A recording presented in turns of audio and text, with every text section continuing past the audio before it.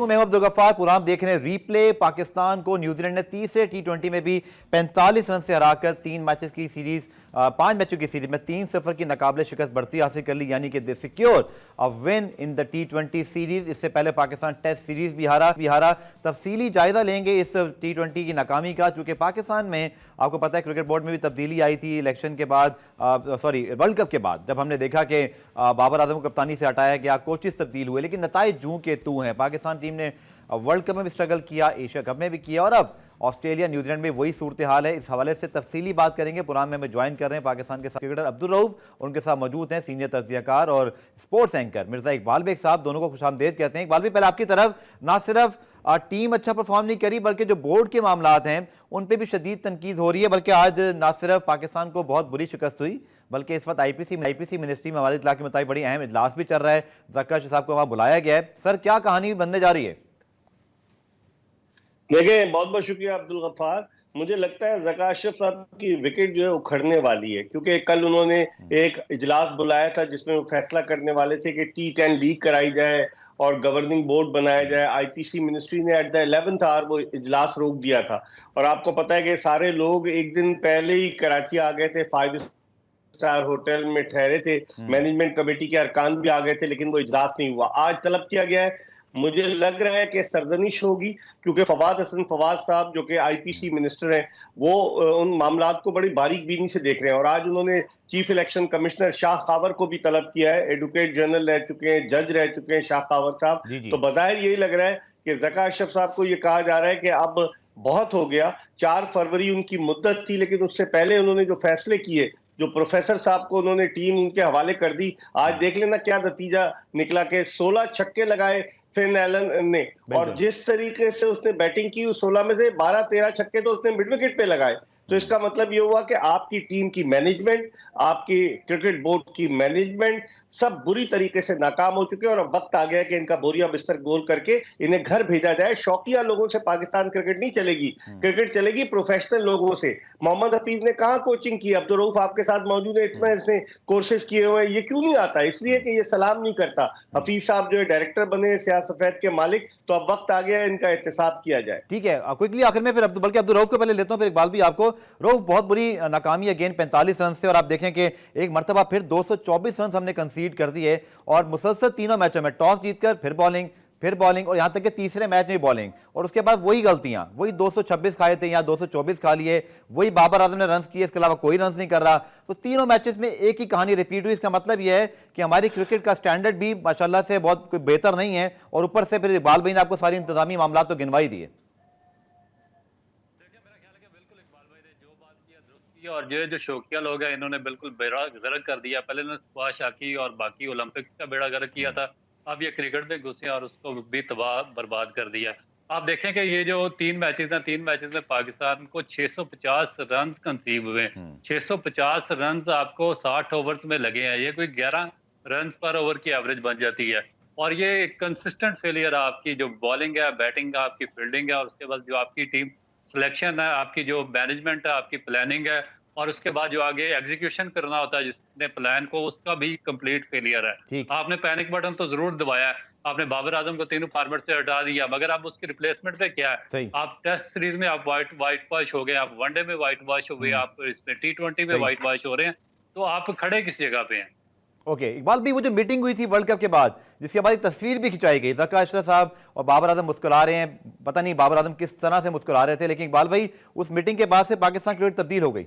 बिल्कुल, आपने सही कहा, उस मीटिंग के बाद। और पाकिस्तान क्रिकेट तो 5 जुलाई से ही तब्दील हो गई थी जब ज़कारिया साहब ने चार्ज लिया। हम उनसे बड़ी उम्मीदें लगाए बैठे थे कि ये बेहतरी लेकर आएंगे। गुज़िश्ता बोर्ड को जिस तरह शकील शेख चला रहे थे, तो हम ये समझ रहे थे ज़कारिया आएंगे, बेहतरी लाएंगे। लेकिन वहां शकील शेख गया, यहाँ खान मोहम्मद अशरफ आ गए, उनके साहबजादे। और किस तरीके से क्रिकेट बोर्ड को चलाया जा रहा है, खजाने का मुंह खोल दिया गया है। आप मुझे बताएं, इतने पैसे किसी दौर में नहीं दिए गए। चले आप पैसे दें, कोई उसमें कबात नहीं है, लेकिन कम से कम आप पैसे देते हैं तो आपको कम से कम उसका रिजल्ट तो आना चाहिए, आउटपुट तो मिलना चाहिए। मोहम्मद हफीज क्या आउटपुट दे रहे?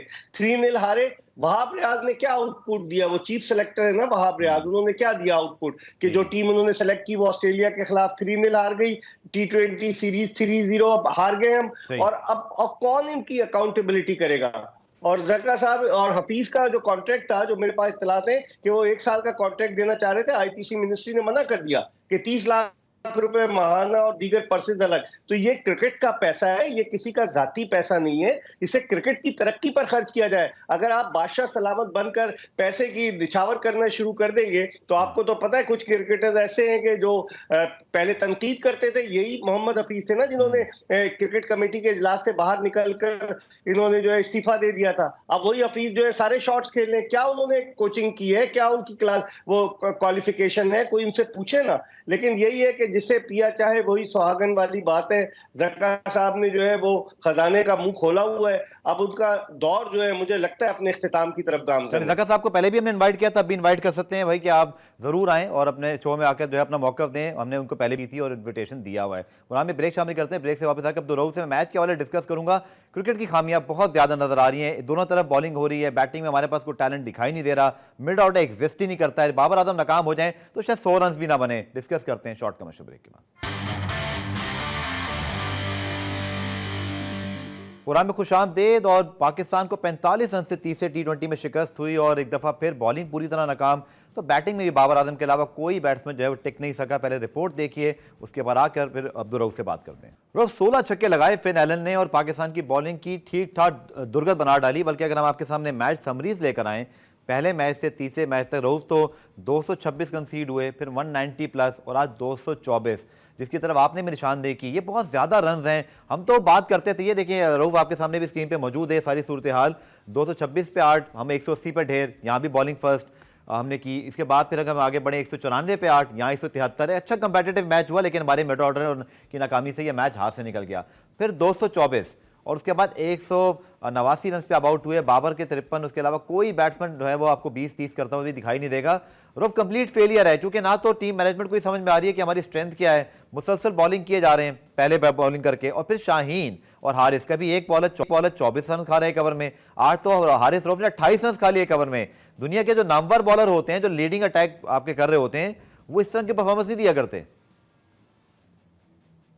जी बिल्कुल दुरुस्त कह रहे हैं। अभी थोड़ी देर पहले मैं भी ये हाइलाइट्स देख रहा था और फिन एलन की जो बैटिंग है वो देख रहा था। बहुत ही मैं तो बहुत ही एंजॉय किया है फिन एलन के। 16 छक्के उन्होंने लगाए हैं और मेरा नहीं ख्याल कि ग्राउंड का कोई पार्ट भी उन्होंने छोड़ा। और जिस तरह की बॉलिंग इन्होंने की है, मेरा ख्याल है कि ये कंप्लीट एक डिजास्टर। और ये एक्सपेक्ट यही किया जा रहा था, जिस तरह की ये मैनेजमेंट इन्होंने साथ रखी हुई है। देखें, बात यह है कि जब दुनिया बात करती है ना साइंस और टेक्नोलॉजी की और एजुकेशन की, तो उसमें ये होता है कि आपको प्लानिंग करनी आनी चाहिए। आपको विजन के साथ काम करते हैं, आपकी लॉन्ग टर्म प्लानिंग होती है, स्ट्रेटजी बनाते हैं, उसके बाद फिर आगे देते हैं और जो कैप्टन ने एग्जीक्यूट करवाना होता है ग्राउंड के अंदर। अब ये सब पकड़ दकड़ है। देखें कि जिस तरह वो मोहम्मद शाह रंगीला किसी दौर में चलाया करता था ना हिंदुस्तान, और उसके बाद बिल्कुल डिजास्टर हो गया, उनकी गवर्नमेंट की सल्तनत ही खत्म हो गई। जो पैसे थे, जिस तरह ये हमारे सियासतदान करते हैं, इलेक्शन से पहले जो पैसे होते हैं वो बंदरबाट कर देते हैं, डेवलपमेंट का काम आपका होता नहीं है। इसी तरह पाकिस्तान क्रिकेट बोर्ड एग्जैक्ट इसी पैटर्न पे चल रहा है। कभी हफीज को पकड़ के ले आते हैं, सारा पैसा उसको बांट देते हैं। कभी मिकी आर्थर को पैसा बांट देते हैं, वो 5-6 बाहर से वो अपने कोचिंग स्टाफ ले आता है, उनको बांट देते हैं। कभी वसीम खान को लेके आते हैं, वो अपनी सीवी स्ट्रॉन्ग करता है, यहाँ से निकल जाता है, आईसीसी में चला जाता है। कभी यासर फहाद को पकड़ कर ले आते हैं, कभी उमर गुल और सईद अजमल को पकड़ कर ले आते हैं, कभी वो इसान मानी आता है, वो अब्दुल रऊफ कतई कलामी, मसले का हल क्या है? आप तो बहुत अच्छी तरह जानते हैं, फर्स्ट क्लास आप वेटरन हैं, आपने जिंदगी खेली, 500 से ज्यादा आपकी विकेटें हैं, फिर आपने इंटरनेशनल खेली, आप टीम के ड्रेसिंग रूम में रहे। अब्दुल रऊफ, हमारा मसला क्या है? डोमेस्टिक कैसे ठीक होगी, बोर्ड ने कैसे ठीक होना है, और फिर ये परफॉर्मेंस जो है ना वो इंटरनेशनल लेवल पे उसका रिफ्लेक्शन कैसे जाएगा? असल मसले की जड़ क्या है? असल मसले का जड़ जो क्रिकेट बोर्ड के पैटर्न इन चीफ हैं, प्राइम मिनिस्टर ऑफ पाकिस्तान, वो है। क्योंकि जब तक आप प्रॉपर बंदा सिलेक्ट नहीं करेंगे, जब तक ये लोग आप सिलेक्ट करते जाएंगे, जिस तरह इकबाल भाई ने अभी कहा, शौकिया लोग आते हैं, इनको कोई पता नहीं आता, ये आगे सारा बर्डन फेंकते हैं। जिस तरह अभी हफीज पे फेंका, वो सारा सिस्टम चला रहा है। उससे पहले मिसबा पर फेंका, वो सिस्टम चला रहा था। फिर अंजुमान पे फेंका, वो सिस्टम चला रहा था। इस तरह डंग टिकाऊ पॉलिसी दुनिया में कहीं नहीं चलती। आप देखें, दुनिया में कोई क्रिकेट बोर्ड उठाकर चला रहे, एक सिस्टमेटिकली चलता है। वो आते हैं, रिवॉल्व होते हैं और निकल जाते हैं, सिस्टम अपना फंक्शन रहता है। ये तो हर बेड़ा इन्होंने गर्क कर दिया। डोमेस्टिक इन्होंने नहीं छोड़ी, इंफ्रास्ट्रक्चर का इन्होंने बेड़ा गर्क कर दिया, स्कूल कॉलेज यूनिवर्सिटी इन्होंने नहीं छोड़ी, और डेवलपमेंट पे एक आने का काम नहीं हुआ नीचे। ना कोई आपका ग्राउंड डेवलप हुआ, ना कोई आपने क्लब क्रिकेट के पैसे लगाए, ना आपने डिस्ट्रिक्ट क्रिकेट में पैसे लगाए। पैसा आपने सारा ऊपर बांट दिया, अपने चंद लोग रखते हैं मैनेजमेंट में, उन पे पैसे बांटते हैं, जो साबका प्लेयर टीवी पर बोलते हैं आपके खिलाफ, आप उन पे पैसा बांटते हैं और उनके मुंह बंद कर देते हैं। ये मसले का हल कभी भी नहीं है। मसले का हल है बैठकर विजनरी लोग लाएं, 4-5 साल की प्लानिंग करें, जो एजुकेटेड लोग हैं उनको साथ रखें, प्लान करके एक टीम बनाएं। A, B, C, आपके पास 3 प्लान होने चाहिए। आपके पास एक ए टीम होनी चाहिए, उसकी आपके पास रिप्लेसमेंट होनी चाहिए, बी, फिर रिप्लेसमेंट सी होनी चाहिए। क्योंकि कल अगर आपके पास रिप्लेसमेंट नहीं होती, अगर बाबर आजम को फर्ज किया दोबारा या 3 फॉर्मेट में लेकर आते हैं कैप्टन, तो वो फिर अपनी लावी बनाकर चलना शुरू हो जाएगा। फिर वो वही करेगा जिस तरह हमने वर्ल्ड कप और एशिया कप में सफर किया, और फिर रिप्लेसमेंट कोई नहीं होगी। अगर ये स्पिन बॉलिंग डिपार्टमेंट में उनको लेकर आते हैं सिकलान मुश्ताक को, 10-12 साल वो यहाँ पर काम करके गए हैं, आपके पास एक स्पिनर नहीं है। सवाई शादाब खान के मुझे बताएं इन लोगों ने कौन सा डेवलप किया, यानी कि इनकी डेवलपमेंट सिर्फ अपने रिश्तेदारों के इर्द गिर्द घूमती है। 6-6, 8-8 रिश्तेदार इनके पाकिस्तान की टीम के अंदर खेल रहे हैं, बाकी फर्स्ट क्लास में खेल रहे हैं। मैनेजमेंट इनके रिश्तेदारों की है। हाई परफॉर्मेंस सेंटर में इनके दोस्त यार भरे हुए हैं, जूनियर टीम में सारे ओब्लाइज किए हुए हैं इन्होंने। आपके मुझे एजुकेशन तो बताया ना, मुझे पूरी दुनिया में बताया कि कोई एक बोर्ड आपको नजर आता हो जो बगैर विजन और बगैर एजुकेशन और बगैर किसी स्ट्रेटजी पे चल रहा है, तो ये पाकिस्तान क्रिकेट बोर्ड के। तो जब तक ये ऑब्लिगेशन का खेल चलता रहेगा, यहाँ पर इनकॉम्पिटेंट लोगों को ऑब्लाइज किया जाता रहेगा, सिफारिशों में पैसा बांटा जाता रहेगा, पाकिस्तान क्रिकेट 1 इंच भी आगे नहीं आ सकती, बल्कि इससे मजीद ये पीछे से पीछे जाती जाएगी। अब देखिए हफीज को लेकर आ गए हैं डायरेक्टर, ये क्या हुआ? 3-0 से ऑस्ट्रेलिया में सीरीज हार गया, 3-0 ये व्हाइट वॉश जो आपका, वो कहते नहीं मैं ऑस्ट्रेलिया में टैलेंट चेक कर रहा था, शॉट नहीं, कुछ भी नहीं चेक कर रहे थे, इनके पास कुछ भी नहीं है, कोई ऑप्शन। देखिए जब आपके पास विजन ना हो, आपके पास एक्सपीरियंस ना हो, आपके पास डिग्री ना हो, आपके पास तजर्बा ना हो, तो फिर आप इसी तरह के फैसले करते हैं। उन्होंने 3-4 दोस्त साथ पकड़े, उनको पाकिस्तान टीम के साथ बिठा दिया। सईद अजमल का मुझे बताएं क्या काम है ऑस्ट्रेलिया में या न्यूजीलैंड में? तो इसके दोस्त हैं हफीज के, और उनको पैसा बनाने के लिए साथ रखा हुआ है, जिस तरह बाकी प्लेयर्स को इन्होंने साथ रखा हुआ है। ऑस्ट्रेलिया में तो जहां जरूरत थी रऊफ, वर्ल्ड कप में, एशिया कप में जो स्पिन विकेटें थी वहां स्पिन बॉलिंग कोच था नहीं। तो ये हमारे बोर्ड का विजन है। अब्दुल रऊफ की शायद बहुत सारी बातों से अगर एग्री नहीं कर रहा, डिसएग्री भी नहीं कर सकता, क्योंकि जो ये बातें कर रहे हैं इनके दिल की बातें। पुरान में शाहीन शाह अफरीदी का शॉट चलाते हैं रऊफ, पहले कप्तान है, इस शिकस्त पर उनका क्या कहना था, फिर आके रऊफ से मजीद। और रऊफ कप्तान कहते हैं जी हमें इस टीम को टाइम देना पड़ेगा अगर हमें बड़े इवेंट का सोचना है, लेकिन मसला वही है ना कि हमें कुछ नजर तो आए, जो आपकी पैटर्न है वो सेम का सेम है, जो आपके मिडल ऑर्डर क्लैप्सेस हैं वो सेम है, आप वही बुरी बॉलिंग कर रहे हैं। खुद कप्तान भी हारिस रऊफ जो वर्ल्ड कप में फेंटी लग रही थी वो न्यूजीलैंड में लग रही है। 16 छक्के मार दिए उस शख्स ने जिसकी पिछले 10 मैचों में शायद 150 थी। देखिए सबसे बेसिक बात यह है कि ये टेस्ट क्रिकेट डिजर्व ही नहीं करती ये टीम। इनमें से एक बंदा ऐसा नहीं है फास्ट बॉलर में स्पेशली कि ये जो टेस्ट क्रिकेट खेलने के एबल हो। ये पाकिस्तान में होम सीरीज हुई है, सारे के सारे भाग गए थे। उसके बाद इन्होंने वर्ल्ड कप में ड्रामा किया। वर्ल्ड कप में जो स्पिन ट्रैक थे वहां पर इन्होंने 3 स्पिनर भेजे, सारे फ्लैट आउट हो गए। उनसे अपना कोटा तक नहीं पूरा हुआ। जहां तक आपके सामने बाकी कंट्रीज के स्पिनर्स हैं वो अपनी अपनी टीमों को वर्ल्ड कप में मैचेस जितवाते रहे हैं, उन्होंने टॉप पे फिनिश किया और हमारे स्पिनर्स अपना कोटा पूरा नहीं कर सके। फिर उनको ऑस्ट्रेलिया लेकर जाया गया। अब ये जो बॉलर कहते थे टेस्ट फॉर्मेट से भागे थे कि हम शॉर्ट फॉर्मेट के प्लेयर्स, हम T20 खेलेंगे। अब T20 में इनकी एवरेज और कारकर्दगी देख लें कि उनकी 12-12 रन खा रहे हैं एक ओवर में, किसी को 50 हो रहा है, किसी को 60 हो रहा है, किसी को 44 हो रहा है। पैनिक बटन आपने बाबर आजम को या तो शुरू में गलत कैप्टन बनाया था, अगर उसको सस्टेन किया था फिर उसको एक आध फॉर्मेट में चलने देते, तीनों में से निकाल दिया। और तीनों कैप्टन आपने तीनों फॉर्मेट के बिल्कुल रॉन्ग चॉइसेस है, बिल्कुल डिजर्व नहीं करते ना। शान मसूद पाकिस्तान की टेस्ट ये बताइएगा अगर बाबर आजम ये 50 रन ना करते तीनों मैचों में, हमारी टीम का तीनों मैचों में स्कोर क्या होता? स्कोर ये 100 भी ना करते। ये इस काबिल ही नहीं है। मुझे बताएं का मिडिल ऑर्डर पिछले 6 साल से स्ट्रगल कर रहा है। ये बड़ी बड़ी बातें कर रहे हैं, मिसबा हफीज, ये सब लोग पाकिस्तान टीम के साथ है। ये सब ये अपने आप को प्रोटेक्ट करते रहे, अपने लोगों को प्रोटेक्ट करते रहे, और पाकिस्तान को इन्होंने बर्बाद कर दिया। ना इन्होंने कोई मिडिल ऑर्डर तैयार किया, ना इन्होंने कोई लोअर मिडिल ऑर्डर तैयार किया, ना इनसे कोई ऑलराउंडर तैयार हुआ, ना इनसे कोई स्पिनर तैयार हुआ, ना कोई फास्ट बॉलर टीम में है, और सब स्ट्रगल कर रहे हैं। जो एक आपका चल रहा था बाबर आजम टीम को थोड़ा सा लेकर, आपने उसको तीनों फॉर्मेट से निकाल दिया। अब शुक्र है कि वो स्कोर कर रहा है, शुक्र है इन्होंने टीम से निकाला, वरना अदरवाइज इन्होंने पूरी प्लानिंग की हुई थी कि उसकी टीम से ही निकाल दें, और वो अभी टीम में बचा और वो परफॉर्म कर रहा है। तो ये एक टेक्निकली बेस्ट आपके पास गॉड गिफ्टेड प्लेयर आया, आपको उसको रोल मॉडल बनाना चाहिए था, और आपको रोल मॉडल बना के पूरी दुनिया के सामने पेश करना चाहिए था उसको। सर रोल मॉडल बनाना, आपने तो उसको वर्ल्ड कप के बाद बुला के मीटिंग में कहा कि हम आपको हटा रहे हैं एक फॉर्मेट से, उस बेचारे ने तीनों फॉर्मेट से इस्तीफा दे दिया। तीनों फॉर्मेट से, फिर उसके बाद प्लानिंग किया, उसको आस्था से ये टीम से साइडलाइन कर रहे थे। अभी ये उसको भी डिसअपॉइंट कर दिया हो जाता तो इसमें से निकाल देते उसको। बिल्कुल ठीक। प्रोग्राम में ब्रेक शामिल करते हैं। आपने देख लिया कि आवाम की तरह सोशल आए, आम जाके कहीं बात कर लें, या रऊफ का अगर आप गुस्सा देखें तो ये बिल्कुल एक तरफ ही बात जा रही है। लोग खुश नहीं है क्योंकि आखिरी शायद 9 में से हम 10 में से 9 T20 हारे हुए हैं और मुसलसल शायद हमारी 8वीं या 9वीं नाकामी है तीनों फॉर्मेट में मिलाकर। 3 T20 हो गए, 3 वनडे से पहले वर्ल्ड कप में भी शिकस्तें मिलती रही, मुसलसल शिकस्तों के गर्दाब में पाकिस्तान टीम है। इससे मजीद तस्वीर हासिल करेंगे रऊफ से और माजिद भट्टी साहब से इस शॉट का मशवरा देखें। पाकिस्तान 3 टेस्ट ऑस्ट्रेलिया में हार गया, 3 मैचेस पाकिस्तान न्यूजीलैंड में हार गया और लगता है कोई बेहतरी की गुंजाइश नहीं है। अब्दुल रऊफ ने तो बड़ा तफसीली और दिल से निकली बातें सारी उनकी आपने सुन ली। माजिद भट्टी साहब के पास चलते हैं। भाई साहब, बहुत सारी तब्दीलियां हुई वर्ल्ड कप के बाद और ये नजर आ रहा था कि 2 बहुत मुश्किल दौरों पर अगर आप एक ऐसा डायरेक्टर लेके जाएंगे जिसके पास कोई कोचिंग एक्सपीरियंस नहीं है, आप इसी तरह एक ऐसे कप्तान को लेके जाएंगे जो कि खुद टेस्ट क्रिकेट में स्ट्रगल कर रहा है, फिर T20 में जो कप्तान है वो हमारा मेन बॉलर है पर उसकी फिटनेस और फॉर्म पे भी तवज्जो देने की ज़रूरत है। और नताइज कुछ बहुत ज़्यादा सरप्राइजिंग नहीं है लेकिन लोग बड़े मायूस हैं। Asia cup, world cup, Australia, New Zealand, शिकस्तें ही शिकस्तें।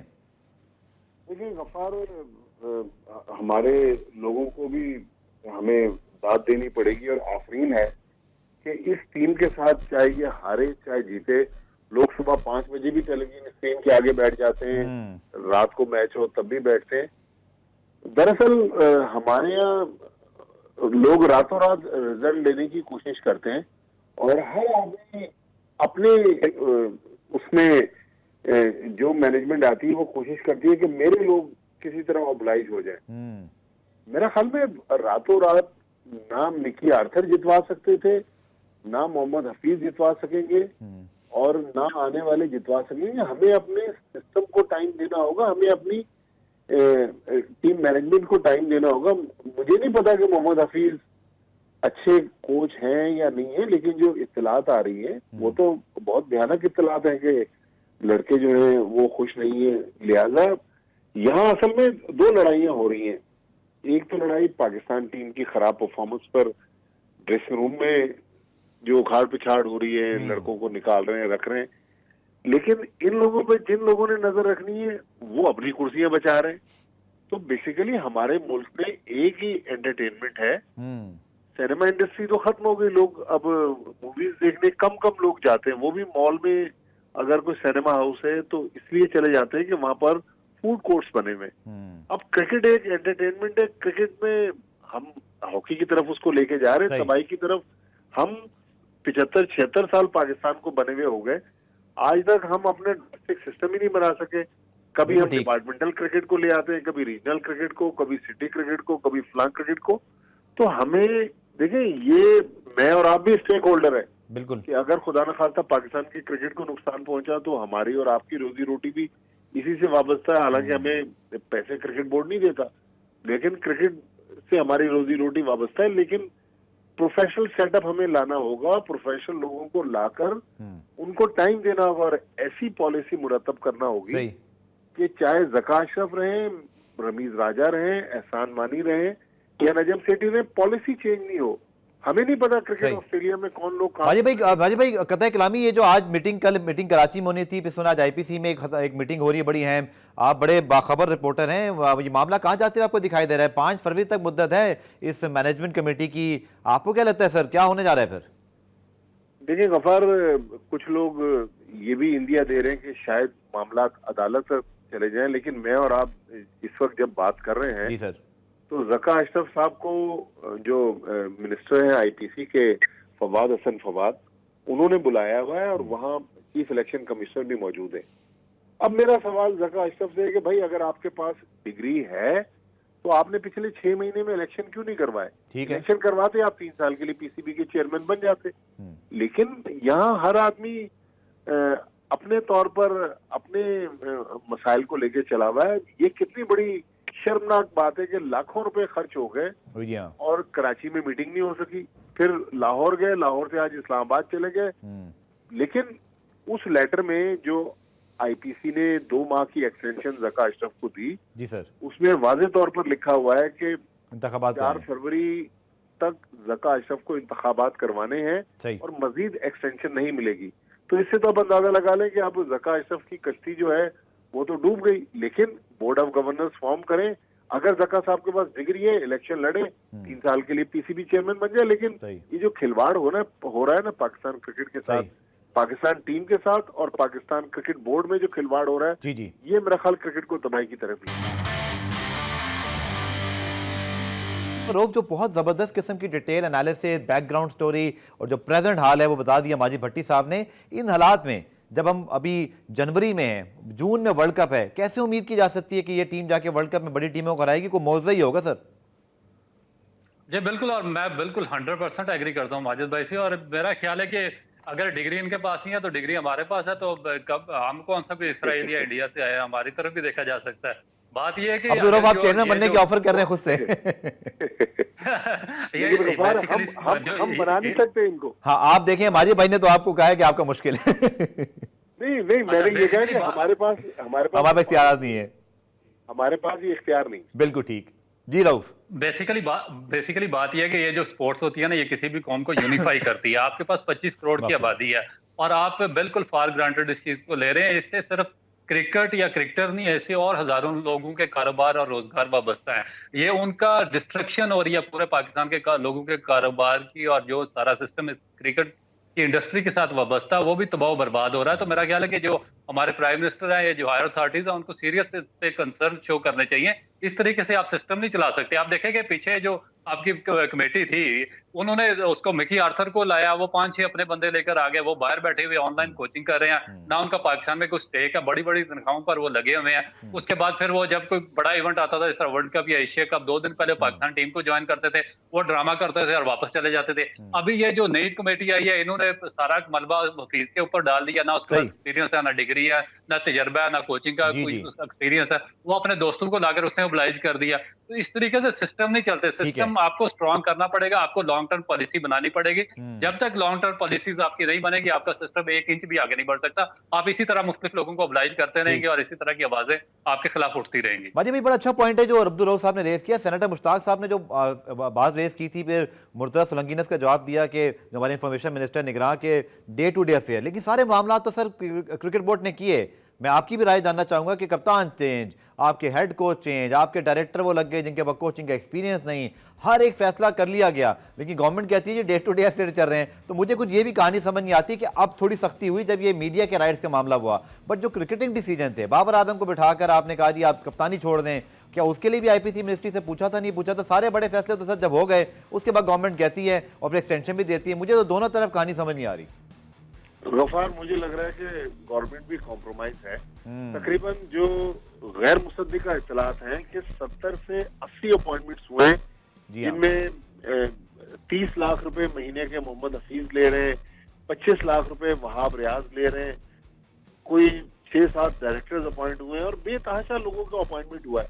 बिल्कुल सही है, लेकिन जो सबसे खतरनाक चीज है, ये जो अनसर्टेनिटी है, ये जो लड़ाई झगड़े चल रहे हैं, आप देखिएगा अगर कुछ हफ्ते ये लड़ाई मजीद चली, अदालतों तक गई, जो सबसे पहले पाकिस्तान क्रिकेट पर अटैक होगा, पाकिस्तान से अगले साल चैंपियंस ट्रॉफी की मेजबानी चली जाएगी। हम इंडिया को कह रहे थे ना कि इंडिया पाकिस्तान नहीं आ रहा, हमारा हाउस इन ऑर्डर ही नहीं है, हम आपस में लड़ रहे हैं। तो आईसीसी कैसे कहेगा कि आप चैंपियंस ट्रॉफी की मेजबानी कर लें? तो ये शर्मनाक बात है कि एक इतना बड़ा खेल, जिससे अब्दुल रऊफ जिसमें कह रहे हैं 25 करोड़ आवाम जुड़ी हुई है, लेकिन इस खेल से जो खिलवाड़ हो रहा है वो तबाही की तरफ। माजिद भाई, इसका एक और साइड इफेक्ट कि जो आपने देखा कि 3-4 साल जब तक बाबर आजम कप्तान थे, ठीक है हम कंसिस्टेंसी पे बात कर सकते हैं, परफॉर्मेंस पर, हालांकि वर्ल्ड T20 का फाइनल खेला, वर्ल्ड कप में चले परफॉर्मेंस नहीं, लेकिन टीम बड़ी जल्द थी, यूनाइटेड थी। वो जो किस्से सर हमने आप लोग के दौर के पढ़े हुए हैं, जो सब आपने और कुछ हमारे और सीनियर जो हमारे रिपोर्टर्स हैं उनके थ्रू हमें पता चले कि क्या कुछ नहीं होता रहा, ये कप्तानी की रेस, ये जो rule and divide and rule cricket board करता रहा,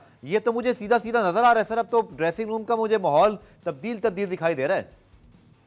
देखिए गफ्फार, आप बिल्कुल सही कह रहे हैं। लड़के सारी रात होटलों के कमरों से बाहर होते थे, सुबह जाके ग्राउंड में सेंचुरी बना देते थे, लेकिन इंतहाई अदब के साथ अपने मीडिया के दोस्तों को और खासतौर पर हमारे कुछ नौजवान जो हैं, वो प्लेयर्स को जिस तरह कटहरे में ला रहे हैं ना, ये पाकिस्तान क्रिकेट के लिए अच्छा नहीं है। हम अपने ब्रांड को खुद ही खराब कर रहे हैं। अगर बाबर आजम बुरा है तो बाबर आजम को टीम से निकाल देना। अब बाबर आजम की एक इनिंग्स पर उसको कटहरे में ले जाकर उसके बारे में सोशल मीडिया पे कैंपेन चलाना, बाबर आजम के लोग जो उनके एजेंट हैं उन्होंने भी तबाही मचाई है। उनके एजेंट उनके फेवर में मुख्तलिफ चीजें चलवा रहे हैं। तो ये जो मीडिया मुख्तलिफ प्लेयर्स के बारे में, अगर मैं अब्दुल रऊफ से नाराज हूं तो मैं कहूंगा नहीं यार, अब्दुल रऊफ ने तो शेन वॉटसन का मेलबर्न टेस्ट में कैच ड्रॉप कर दिया था, इनसे बुरा प्लेयर तो पाकिस्तान की हिस्ट्री में नहीं आया। हाँ, अगर मैं अब्दुल रऊफ को प्रमोट करना चाहता हूं तो मैं कहूंगा यार वो तो कैच क्रिकेट में गिरते रहते हैं, अब्दुल रऊफ से अच्छा तो फील्डर ही कोई नहीं था। तो ये हमारे मीडिया के दोस्त जो है ना, हो सकता है हमने भी कहीं कोताही की हो, लेकिन नहीं आप सीनियर सहाफ़ी हैं, सही तर्जुमा कर रहे हैं। बहुत ये मीडिया गलत कर रहा है। मेरे ख्याल में मीडिया को सही कहना चाहिए, गलत को गलत कहना चाहिए। ये कुछ लोग जो तर्जुमान बने हुए ना प्लेयर्स की, ये भी क्रिकेट की तबाही की एक वजह। चले, बहुत बहुत शुक्रिया। माजिद भट्टी साहब हमारे साथ मौजूद थे, अब्दुल रऊफ साहब मौजूद थे। 3-0 की नाकामी ऑस्ट्रेलिया में, 3-0 की न्यूजीलैंड में। वर्ल्ड कप से जस्ट 3-4 महीने पहले पाकिस्तान की टीम मुसलसल शिकस्तों में। रऊफ ने बिल्कुल ठीक कहा, ये वाहिद खेल है, बिल्कुल ठीक कहा, ये वाहिद एंटरटेनमेंट है पाकिस्तानियों के लिए, लेकिन वहाँ भी पाकिस्तान स्ट्रगल कर रहा है। बहुत कुछ सोचना पड़ेगा, बहुत कुछ करना पड़ेगा। सिर्फ क्रिकेट के अलावा जो हमारी हुकूमत है, शायद उसको भी अब जिम्मेदारी दिखाना पड़ेगी, या आने वाली हुकूमत पर बहुत बड़ी जिम्मेदारी आयद होगी, और उनसे एक्सपेक्टेशंस भी बहुत ज़्यादा हैं। पुराना रिप्ले में आज के लिए इतना ही, कल दोबारा से मुलाकात होगी, तब तक के लिए अल्लाह हाफ़िज़।